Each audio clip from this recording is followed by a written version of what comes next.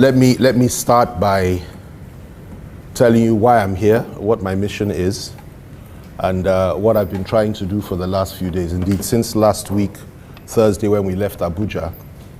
Once I've done that, I'll say a few words about what I saw here, and then perhaps CPS would open it up to the floor for your questions, which will probably be the most important thing. But the background to this visit is the fact that since last week, Thursday, I've been on a tour of a number of states to see a number of governors in this country. And we've covered a lot of ground. We've been to Enugu, we've been to Anambra, we've been to a few other places, and I'll be going to 2 or 3 more before going back to Harewa, before going back to the north where I live. So that's the mission, and I have assessed what has been going on in those states, interacted closely with those governors. And I think by the time we finish, I would have done about 6 or 7. And it's been very grueling, it's been very difficult, but it's been worthwhile. So as part of that process, the whole idea was to stop at Cross River State, and the governor was very kind, hosted me here, and we went to see the projects, or some of his projects here, for me to be able to see for myself what he had managed to achieve in the state. And of course, I was very impressed with what I saw. If I wasn't, I would say so. And I had never known, I never knew, even I never knew the level of development that has taken place under him over the last few years. So that's really the background, that's why I'm here. When I came here, the governor and I decided to go around together and see what had been done. Rather than for us to be talking about it, he wanted me to see for myself. And we embarked on an 8-hour tour of projects. 8 hours. We inspected a 52-unit, well-furnished housing estate in Ifiang, Ayong, Bakassi, for the Bakassi returnees who were for 18 years camped in a primary school. We said a few words to the press there, and it was a very impressive outing. We went to the Cross Rivers Garment Factory at the Industrial Park, Calabar. We went to the 24,000 bird capacity chicken processing factory, known as Kalachika, situated at the Industrial Park. We went to the rice seed and seeding factory at the Industrial Park. We went to a 23 megawatts power plant located along Parliamentary Extension in Calabar. We went to a 26 megawatt gas-fired power plant in Tinapa, Calabar. We went to an ultra-modern noodles factory located at the Industrial Park in Calabar. We saw and went through the dualization of the Calabar-Odukbani Highway, which is being, we'll talk about the specifics later, but which is being, funded by him, and the federal government has refused. They said they're not going to pay him back, but he's still doing it anyway. We went to the feed mill, which is located at the Industrial Park, Calabar. We went to the organic fertilizer plant at the National Industrial Park, Calabar. We went to the bagging factory at the Industrial Park in Calabar. We went to piles and pylon factory located at Akankpa. We went to the West Africa Fabrication Academy, which was very impressive, at Calabar. We didn't actually get there, but we spoke extensively, and I saw a lot of pictures. We didn't have time because it was getting dark, so we couldn't reach the place. But we wanted to visit the 21-meter draft Bakassi deep sea port. But by that time it was getting dark. But I saw the drafts, I saw the pictures, and I was very impressed. Then, of course, there was the Obudu International Airport, which he's building. We didn't go there, but it's just too far away. We wouldn't have been back for many hours. But again, I saw the drafts, I saw the pictures. Then we actually went to the 275 kilometer 6-lane superhighway fitted with ambulatory services from Bakassi Deep Sea Port to the north, which is a very important project as far as I'm concerned. And it's not just ambulatory services. I think there's also a rail service next to it as well. And we'll come back to that when we're discussing specifics. For me, this is probably one of the most important projects in the country going on today, and he's embarking on it. And then, of course, there was that very impressive spaghetti flyover at Odukbani. Is that how you pronounce it? Odukbani Junction, which is an extraordinary project. It'll have 5 layers.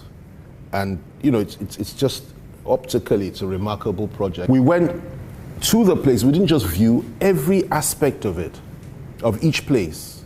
The governor explained what was going on. The quality of materials, the quality of machinery. There was nothing that was bought or imported that was made in China. Everything was made in Germany and places like that in terms of the machinery. A lot of the materials that were used were locally sourced. In other words, you build things here rather than import them, and thereby you save a lot of foreign exchange.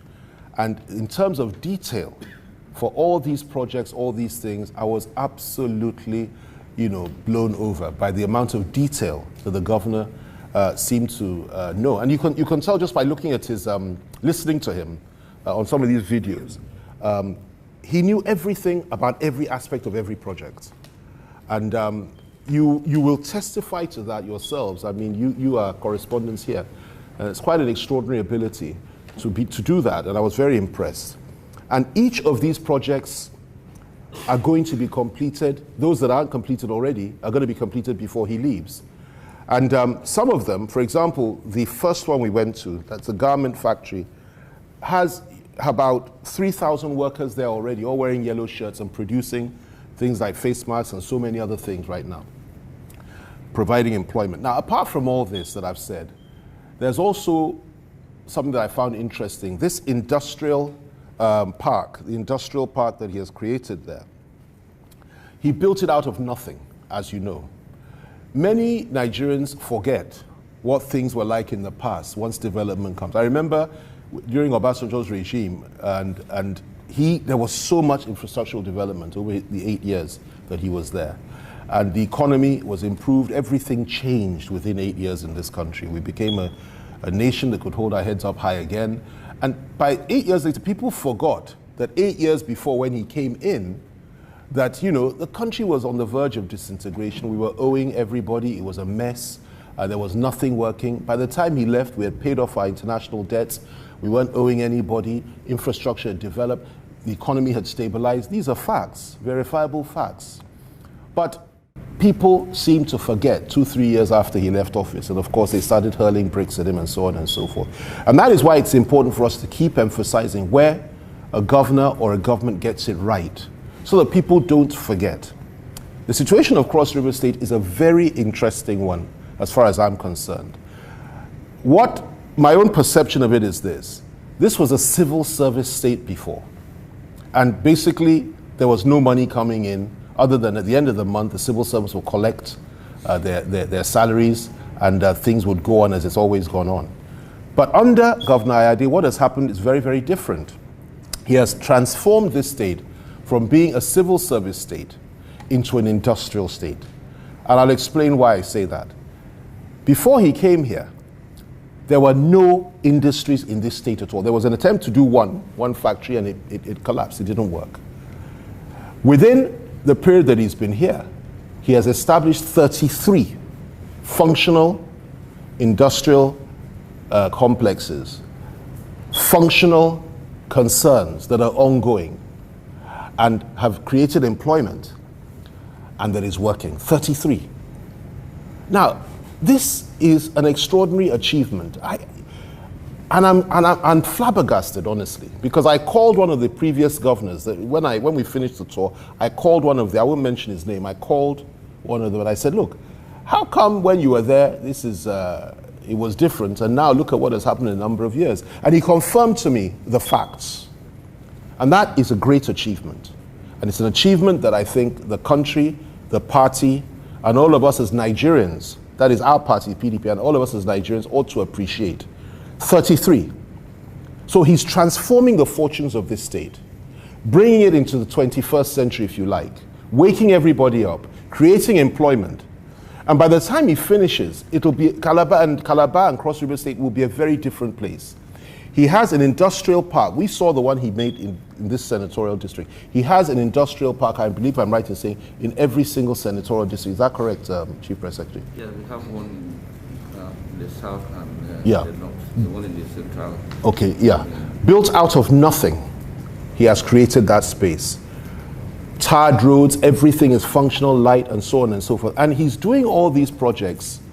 And what is he getting from the federal? He has the second lowest amount in terms of revenue allocation.